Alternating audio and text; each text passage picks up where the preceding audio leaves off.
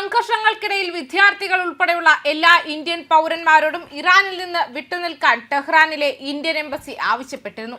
എന്നാൽ പല വിദ്യാർത്ഥികൾക്കും രാജ്യം ഒരു എളുപ്പമാർഗമല്ല. നിശ്ചയിച്ചിരിക്കുന്ന പരീക്ഷകൾ നഷ്ടപ്പെട്ടാൽ ബിരുദദാനത്തിന് കാലതാമസം വരുമെന്നും ബിരുദങ്ങളുടെ പ്രൊഫഷണൽ അംഗീകാരത്തെ ബാധിച്ചേക്കാമെന്നും വിദ്യാർത്ഥികൾ ആശങ്കപ്പെടുകയാണ്. ഇപ്പോൾ മാർച്ചിൽ നടക്കാനിരിക്കുന്ന സർവകലാശാല പരീക്ഷകളെ ഈ നിർദ്ദേശം ബാധിക്കുമെന്നതിനാൽ ഇറാനിൽ പഠിക്കുന്ന ഇന്ത്യൻ വിദ്യാർത്ഥികൾ പ്രധാനമന്ത്രി നരേന്ദ്രമോദിയോട് വിഷയത്തിൽ ഇടപെടണമെന്ന് അഭ്യർത്ഥിച്ചിരിക്കുകയാണ്.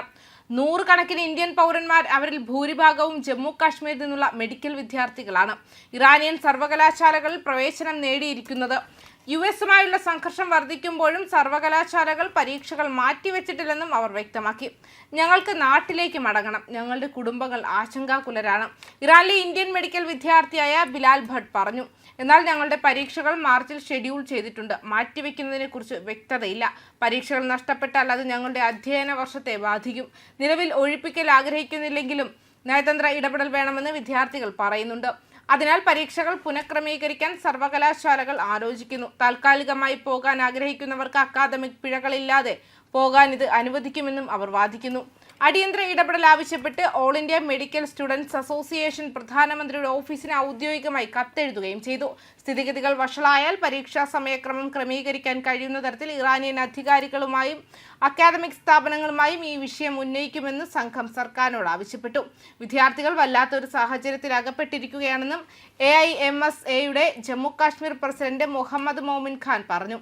യാത്ര സുരക്ഷിതമല്ലാത്തതോടെ നിയന്ത്രിക്കപ്പെട്ടതോ ആണെങ്കിൽ പഠനത്തിന് തടസ്സമുണ്ടാകുന്നത് ഒഴിവാക്കാൻ ലക്ഷ്യമിട്ടുള്ളതാണ് ഈ അഭ്യർത്ഥന. പ്രതികരണാത്മകമല്ല, പ്രതിരോധമാണ് അതെന്നും അദ്ദേഹം ഊന്നി പറഞ്ഞു.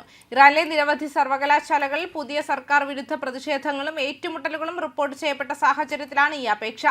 അതേസമയം ഇറാന്റെ ആണവ സമ്പുഷ്ടീകരണവുമായി ബന്ധപ്പെട്ട US സൈനിക വിന്യാസം മേഖലയിൽ സംഘർഷം സൃഷ്ടിച്ചിട്ടുണ്ട്. പശ്ചിമേഷ്യയിലെ തങ്ങളുടെ താൽപര്യങ്ങൾ ആക്രമിക്കപ്പെട്ടാൽ തിരിച്ചടിക്കുമെന്നും ഇറാനിയൻ ഉദ്യോഗസ്ഥർ മുന്നറിയിപ്പ് നൽകി. ഇറാന് സമീപമുള്ള മിഡിൽ ഈസ്റ്റിൽ ബഹുമുഖ സൈനിക സാന്നിധ്യം US വർദ്ധിപ്പിച്ചുകൊണ്ടിരിക്കുകയാണ്.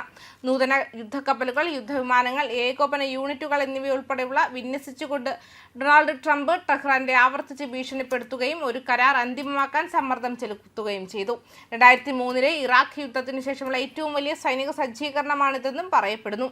അതേസമയം ഏത് സംഘർഷാവസ്ഥയ്ക്കും തയ്യാറാണെന്ന് ഇറാൻ പറഞ്ഞു. ബലപ്രയോഗം എന്ന് വിശേഷിപ്പിച്ചതിനെ നിരാകരിക്കുകയും നയതന്ത്രമാണ് മുന്നോട്ടുള്ള പ്രധാന പാതയെന്ന് ഉറപ്പിക്കുകയും ചെയ്തിട്ടുണ്ട്. ന്യൂസ് ഡെസ്ക് കർമ്മ ന്യൂസ്.